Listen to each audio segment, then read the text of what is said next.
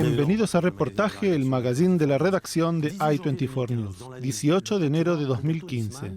Esa noche, el fiscal Alberto Nisman, a cargo de la investigación del atentado terrorista contra la mutual judía AMIA, es encontrado muerto en el baño de su casa con un tiro en la cabeza. 4 días antes, Nisman había presentado una denuncia por encubrimiento contra la presidenta Kirchner. La acusación de Nisman sacude al país. Gran parte de la sociedad argentina está convencida que Nisman fue asesinado. Pero la muerte de Nisman, ¿fue un suicidio o fue muerto para impedir que hablara? Hace poco más de un año, el fiscal Nisman recibió en sus oficinas a nuestro productor Carlos Gurovich, que ha regresado recientemente a la Argentina para dar seguimiento y cobertura a esta historia.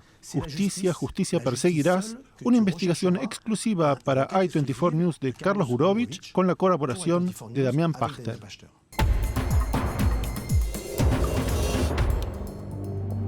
Buenos Aires, Argentina. En el barrio porteño de Puerto Madero se encuentra el exclusivo complejo de edificios Le Parc. La noche del 18 de enero de 2015 sería el escenario de un suceso que conmocionó a la Argentina y repercutió en el mundo entero. A medianoche, el fiscal Alberto Nisman, a cargo de la investigación del atentado a la AMIA en 1994, fue encontrado muerto en el baño de su departamento en el piso 13. Yo a Nisman lo conocí desde hace 10 años largos, cuando él se hizo cargo de la unidad fiscal. Lo había visto en diciembre del año pasado haciendo compras en el supermercado, porque es vecino mío, Nisman. Y en ese momento él me dijo que tenía una denuncia preparada, que iba a ser una bomba, me dijo, y me habló de que estaba viajando y que a su vuelta iba a comunicarse conmigo para ponerme al tanto de lo que estaba haciendo. Yo me enteré de la posible muerte de él porque un periodista argentino que hoy está exilado en Israel, Pachter, envió un tuit a eso de creo que fueron a las 11:35 de la noche argentina. El domingo 18 de enero recibo información sobre la muerte del fiscal Alberto Nisman. Tras un proceso de chequeo, envío un tuit anunciando que hubo un incidente en la casa del fiscal. Media hora más tarde, a las 12:08, envío un segundo tuit diciendo que el fiscal Alberto Nisman fue encontrado en su casa de Puerto Madero, en su baño, sobre un charco de sangre, que no respiraba y que los médicos estaban allí. De inmediato se inicia un proceso de persecución en mi contra, que incluye la publicación de los datos de mi vuelo vía Twitter en la cuenta oficial del gobierno argentino, razón por la cual me vi obligado a salir del país y partir hacia Israel, donde hoy me siento seguro. Más que sorprenderme, me horrorizó, porque es como si se hubiera tratado del cumplimiento de una fatalidad prevista en nuestro país. Un hombre iba a declarar como fiscal en torno a una causa tremenda como es la del posible encubrimiento de los terroristas iraníes que tuvieron participación en el atentado de AMIA, y aparece muerto. Alberto Nisman fue designado fiscal especial en el año 2004 por el expresidente Néstor Kirchner para investigar el ataque terrorista que dejó 85 muertos. Las miles de hojas de evidencias apiladas en el archivo de Nisman apuntaban a Irán y a sus máximas autoridades como los responsables del atentado. Bueno, acá como se ve está todo el expediente, todos los legajos, todo el material con el que trabajamos a diario. Durante casi 20 años, la postura oficial del gobierno fue que Irán entregue a los imputados, prófugos, para ser juzgados en la Argentina. Según Nisman, en el año 2011 la presidenta Cristina Fernández de Kirchner decide dejar de lado la vía jurídica por un arreglo político con la firma del memorándum de entendimiento con Irán, que nadie supo explicar sus motivos. Que nosotros sabíamos que atrás de ese memorándum había reuniones, intentos de dejar atrás a la justicia argentina, conformar una comisión de la verdad junto con los imputados. Era algo así como que Bin Laden y Bush se hubieran sentado, o Obama se hubieran sentado a decir armemos una comisión de la verdad para ver cómo cayeron las Torres Gemelas, algo absolutamente fuera de lugar. El 14 de enero de 2015, Nisman presenta en la Corte una denuncia de 290 páginas acusando de encubrimiento a la presidenta, al canciller y otros miembros de la política argentina, y esa noche lo anuncia públicamente en televisión. La firma del memorándum es la finalización de un proceso de impunidad que empieza 2 años antes. En enero del 2011, la presidenta Cristina Fernández de Kirchner le ordena a su canciller que hay que desinvolucrar, por los motivos que ahora voy a explicar, a Irán de la causa AMIA. Nisman pone al descubierto un plan en el que el memorándum era un instrumento, un medio para obtener un fin: dejar impunes a los iraníes y dar de baja las alertas rojas de Interpol, y que Argentina se beneficie con el incremento de intercambio comercial con Irán. Gracias a las denuncias que le proveía Jaime Estiuso, jefe de operaciones del servicio secreto, Nisman comprende que el gobierno opera a sus espaldas. Entre los escuchados, que actuaban en nombre de la jefa, Luis Delía, un militante kirchnerista, Jorge Yusuf Jalil, el Sheikh Harim Paz y Adalberto Assad, miembros de la comunidad islámica chiita de Argentina, y desde Teherán, el mismísimo Mohsen Rabbani, principal acusado de ser el cerebro detrás del atentado a la AMIA. Hola, ¿te digo lo que es? Sí. Necesita que el gobierno iraní, junto con el gobierno argentino, mañana anuncie la conformación de la Comisión de la Verdad, que por favor lo anuncien en conjunto mañana, en la reunión. Sí, hay que ver si los iraníes están preparados tan rápido, hay que ver. Estamos trabajando para el gobierno. Ahora estamos trabajando porque el ministro va a hablar con la presidente, me dijo hoy, para que me reciba. Entonces tengo ganas de ver a la presidenta. Es muy importante. Aquí hay algunos sectores del gobierno que me dijeron que están listos para vender petróleo a Argentina, vender tractores, vender acero y también comprar más. La acusación sacude al país. Nisman dice tener en sus manos otras evidencias que presentará ante la Comisión de Legislación Penal del Congreso argentino el lunes 19 de enero por la mañana. Porque el sábado a las 18:27 yo le envié un WhatsApp y él me mandó una foto que terminó siendo la última foto que se conoce que él mandó de su ámbito de trabajo, su escritorio con sus carpetas y sus marcadores. La muerte de Alberto es un magnicidio. Alberto murió por estar realizando su actividad política, jurídica política. Un importante sector de la sociedad argentina cree que Nisman fue asesinado y se moviliza pidiendo garantías para que la justicia pueda hacer su trabajo de manera independiente. Por su lado, el gobierno, por medio de quien se dice es la voz de Cristina en los medios, tiene una mirada diametralmente opuesta a lo que piensa la mayoría de la gente. Víctor Hugo Morales, periodista y formador de opinión, transmite sus ideas en su programa semanal en la radio y nos cuenta qué pasó con Nisman.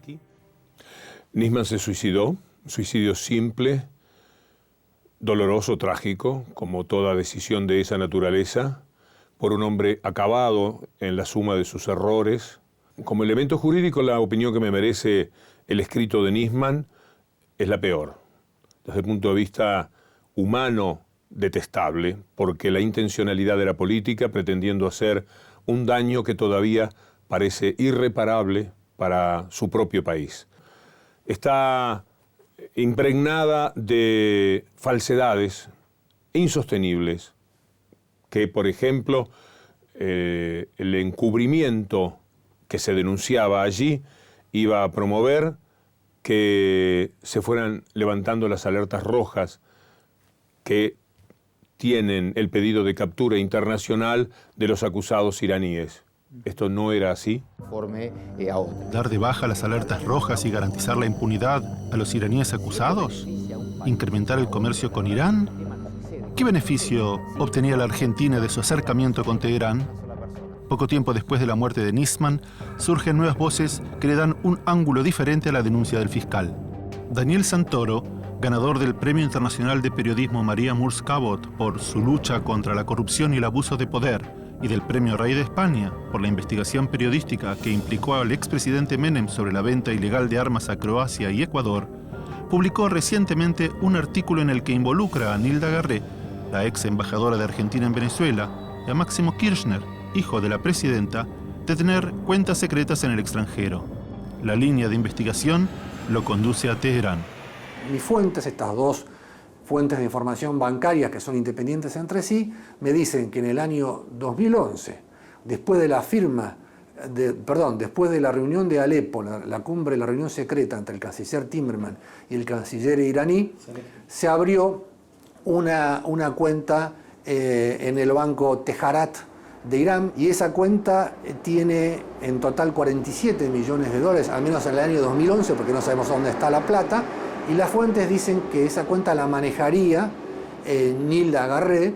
Entonces la hipótesis es que por lo menos la reunión de Alepo dio un marco de confianza a las relaciones entre Argentina e Irán, que después se terminaron concretando en el memorándum de entendimiento del año 2013.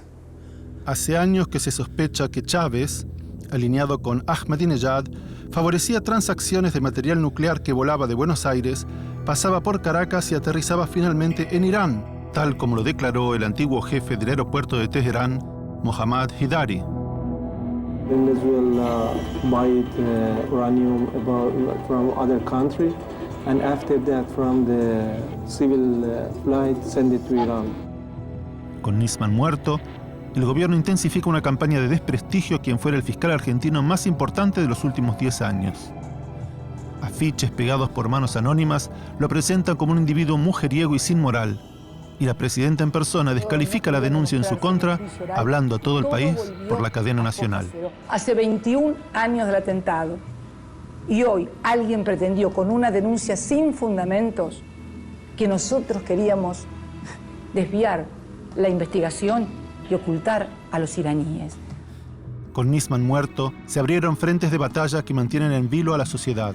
La justicia argentina ya ha desestimado en 3 instancias la denuncia de Nisman, lo que genera gran desconfianza entre ciudadanos y juristas. ¿Se puede tener confianza en la justicia argentina?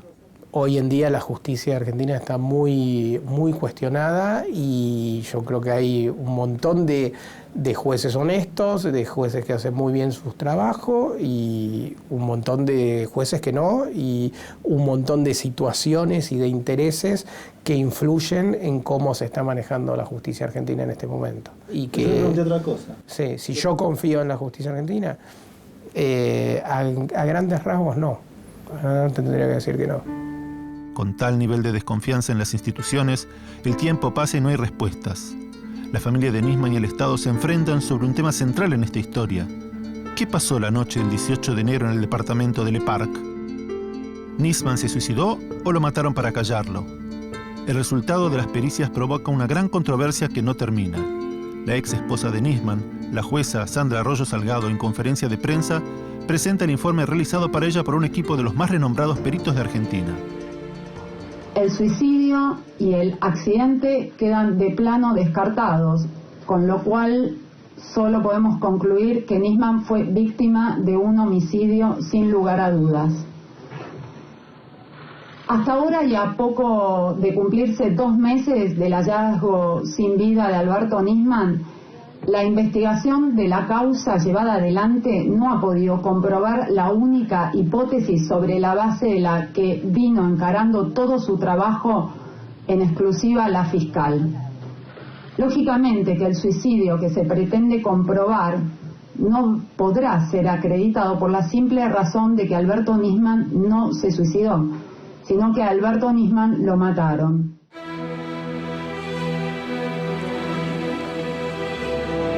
La respuesta de la fiscal Viviana Fain a cargo de la investigación no se hace esperar. De disidencias de peritos, no de legos. Yo soy abogada y soy criminóloga, y mi cargo es ser fiscal. La autora Salgado es una juez de la nación. Nosotras no somos profesionales del arte de curar. Los criterios médicos, sea del cuerpo médico forense, que dependen de la Corte Suprema, mis peritos oficiales en el marco de mi causa, que han actuado, elaboraron informes con fundamentación. ¿Y qué pasó en Tablada? Tablada era simultáneamente algo conmovedor y una farsa. Era conmovedor porque mientras íbamos yendo, la gente a los costados de la ruta, muy humilde, con carteles de cartón, ¿no es cierto?, diciendo justicia, justicia en los carteles, los exhibía ante nosotros. La gente pide justicia. ¿Sabremos algún día la verdad? ¿Nisman fue un suicidio o un homicidio? Homicidio. Homicidio. Suicidio. Homicidio.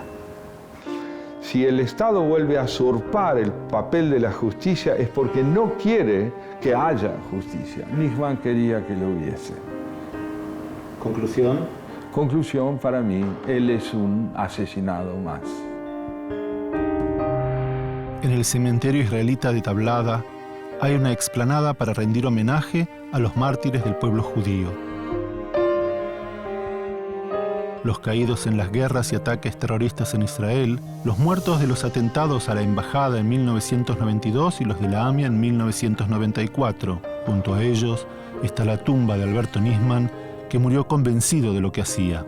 Mi única garantía es atarme a la ley y bueno, ocurrirá lo que tengo que ocurrir. Yo estoy acá y estoy absolutamente tranquilo y voy a seguir adelante en mi trabajo.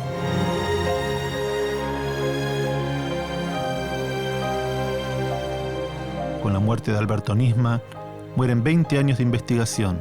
Con su muerte, quedará enterrado para siempre el silencio de su verdad, la que nunca sabremos, la que quisiéramos saber.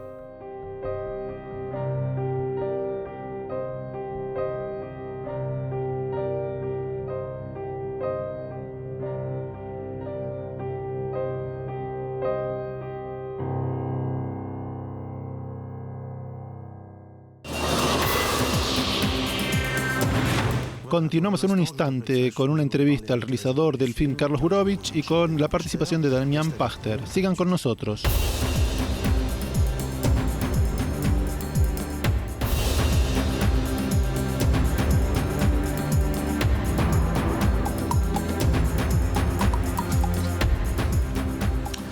De regreso al magazine reportaje, esta vez dedicado a la muerte del fiscal argentino Alberto Nisman, fiscal que fuera encontrado muerto el 18 de enero último. ¿Fue un suicidio o un asesinato? Vamos a conversar con Damián Pachter y Carlos Gurevich. Buenas noches. Ustedes han realizado este reportaje. Damián, fuiste el que anunció por primera vez la muerte de Alberto Nisman, fue por medio de un tuit, y luego tuviste que irte precipitadamente de la Argentina y te encuentras actualmente en Israel. Carlos Gurevich, eres el realizador del film de origen argentino. Una pregunta para los dos. En la nota hemos escuchado diferentes teorías, incluida la del suicidio. ¿Podrían explicarnos en qué consiste esta teoría del suicidio? Estefan, en la Argentina hay dos teorías que reinan. Una es la del suicidio. Nisman no pudo tolerar las fallas que tenía la demanda que había hecho contra la presidenta. Se encontraba solo y por lo tanto decide suicidarse. Otra teoría dice que a Nisman lo mataron para callarlo. Detrás de todo esto hay un personaje que es poco conocido y que se llama Jaime Estiuso, que fue el jefe de operaciones del Servicio Secreto de la Argentina. Y el Estado argentino dice que el que está detrás de la demanda de Nisman contra Cristina Fernández de Kirchner es Estiuso, que el escrito fue redactado por Estiuso y esto como un motivo de venganza por dos cosas. Uno, haber sido quitado como jefe del servicio de operaciones y expulsado de los servicios secretos, y el otro porque Estiuso junto con Nisman trabajó durante 10 años en la investigación del tema de la AMIA y la firma del memorándum fue una manera de pasarlos por atrás o pasarlos por arriba y no tenerlos en cuenta. Veremos ahora un video sobre esto. Nisman, tal como lo mencionan, se dice que era controlado por Jaime Estiuso, jefe de los servicios secretos en Argentina. Les propongo escuchar este comentario de Aníbal Fernández, jefe de gabinete de ministros del gobierno argentino. Seguimos la conversación inmediatamente después. Yo sentía que el comandante era Estiuso y comandado... I felt that Estiuso, the chief of operations of the Secret Service, was the commander, and Nisman was a soldier. Mis palabras no bastaban. If my words weren't enough, you can check the recent book published by Gerardo Young about the Secret Service. He says the same thing I do. The accusation presented by Nisman was written by Estiuso. Nisman was Estiuso's employee and did what he was ordered. Que Nisman era un empleado de Estiuso que respondía a esa decisión. Damien Pachter? Sí, yo creo que este intento del gobierno de imponer una tesis de suicidio, argumentando que Nisman, un día antes de presentar su investigación, como que se dio cuenta que no tenía nada y por lo tanto cometió un suicidio, me parece que es un intento de atacar a su persona y a su investigación en lugar de referirse directamente a la evidencia que él encontró.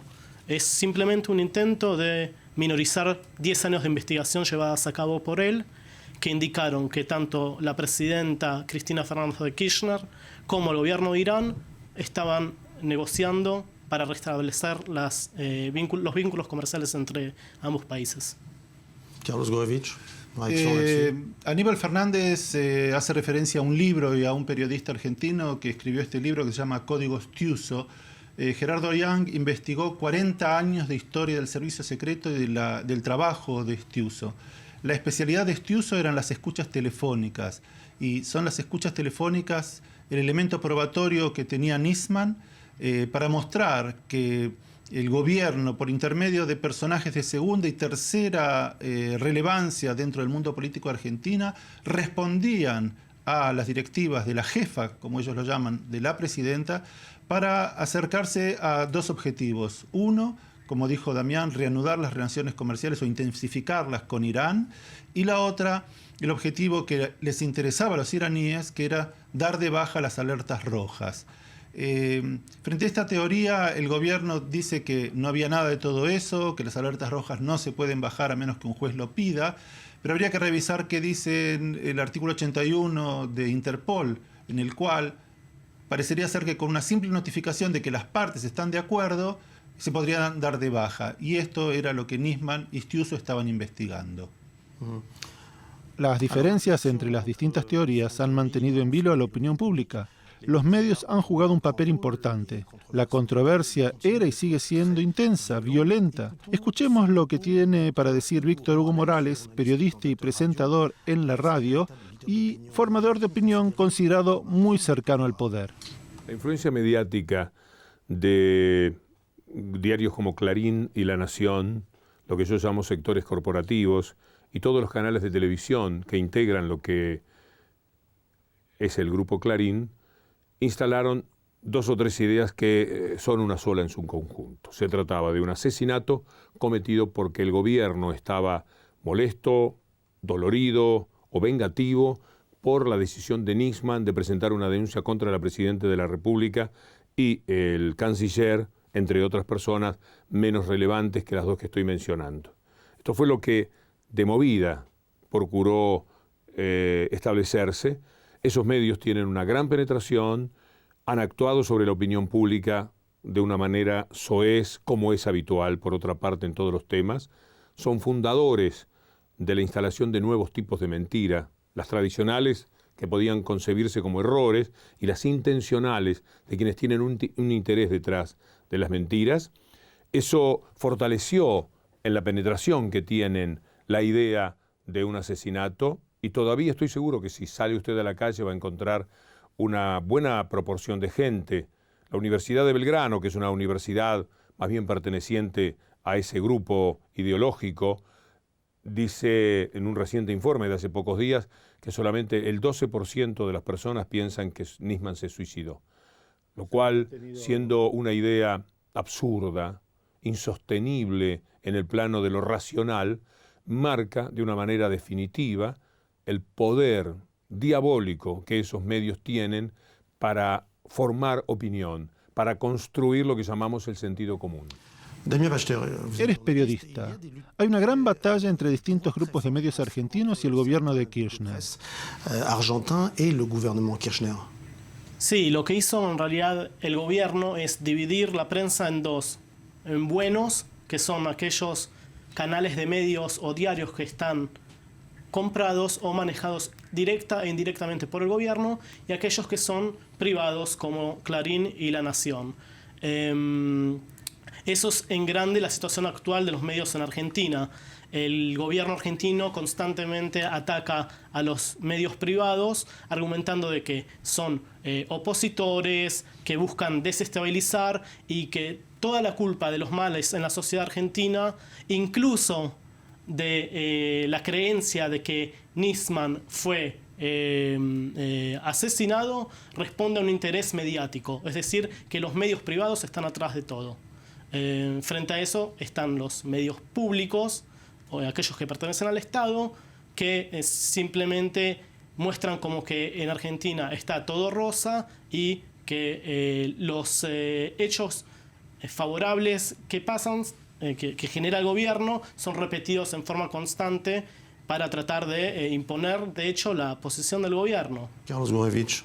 Sobre esto habría que decir lo siguiente. El periodo del régimen Kirchner, que empezó con Néstor Kirchner y termina con Cristina Kirchner el 10 de diciembre de este año, dejan 10 años de un país donde, como todos gobiernos, han hecho algunas cosas buenas y otras no tantas. Las cosas buenas quizás podrían ser en la cultura, en el desarrollo e inclusión de un gran sector de la población que antes estaba fuera de los límites de acceso a bienes de consumo, al turismo.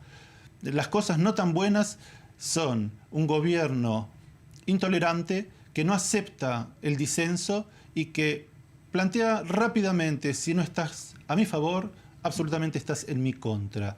Y la figura de Nisman, que plantea que hay que cuestionar e investigar las acciones de la presidenta y del canciller y de otros personajes que son los líderes del país, genera un terremoto en lo que significa este concepto de a favor y en contra. Y por lo tanto, el pensamiento de Víctor Hugo Morales de que los medios corporativos son esos que tienen muchos medios, televisión, radio, prensa escrita, son diabólicos. Bueno, nosotros sabemos que cuando se le endilga a alguien un pensamiento diabólico es porque no busca el bien de nadie. Y si estos medios no buscan el bien de los argentinos es porque son enemigos del gobierno y del régimen actuante. Una cosa es segura: Alberto Nisman ha dejado su impronta en la sociedad argentina. Santiago Kovadlov, con sus palabras, despidió a Nisman en el entierro. Él es escritor y filósofo y comparte con nosotros su visión de lo que significaba Nisman. Este es un gobierno que, al igual que el del expresidente Kirchner, no tolera la presencia de un pensamiento alternativo en el marco del escenario político nacional. La presencia de un fiscal que con su denuncia iba a comprometer la idoneidad de la gestión de la presidenta de la República, de su canciller y de otras figuras más, es un hecho que violentaba la tolerancia posible de un gobierno autoritario con relación a quienes quisieran ejercer un pensamiento alternativo al suyo. Es la expresión más alta de una oposición que, asentada en el derecho, iba a comprometer la idoneidad de la gestión de la presidenta. A ese hombre no se lo podía escuchar. No se lo podía escuchar, quiere decir, no había posibilidades de que fuese oído. En esa medida no se debía. Pero no había posibilidad alguna de que un hombre así se pronunciara en el marco del Parlamento argentino. Porque el Parlamento argentino es un lugar donde se ejerce la disidencia en tanto no es representativa de una posibilidad de transformación de la realidad. Un fiscal es la representación de la autonomía de la justicia con respecto al poder político. Y esto hiere la sensibilidad autoritaria y autocrática de un gobierno que jamás le puede dar cabida en el marco de un escenario que domina a una figura disidente de este relieve. La pregunta no es quién lo mató, la pregunta no es si se suicidó, la pregunta es qué significaba él como para que desapareciera. Significaba la ley. ¿Qué representa Alberto Nisman hoy día para la sociedad argentina? Pienso que, de hecho, coincido con lo que dijo Santiago Kovadlov. Representa la ley y representó un punto de inflexión, es decir, que hubo un antes y un después no de la muerte del fiscal nada más, sino que desde la acusación. A partir que presentó la acusación contra el gobierno argentino por cooperación con el régimen iraní.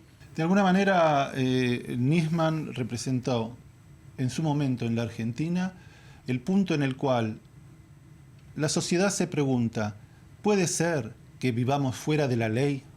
¿Puede ser que este gobierno, este régimen durante 10, 12 años nos haya llevado a un punto en el cual las instituciones que hay que cuidarlas, que son el poder legislativo, el poder judicial, se vean perdidos por la manera avasallante que el poder ejecutivo, el gobierno actúa? Entonces, todo aquel que en el Parlamento expresa oposición, que lo haga si no quiere cambiar nada, pero si quiere cambiar algo, que se calle.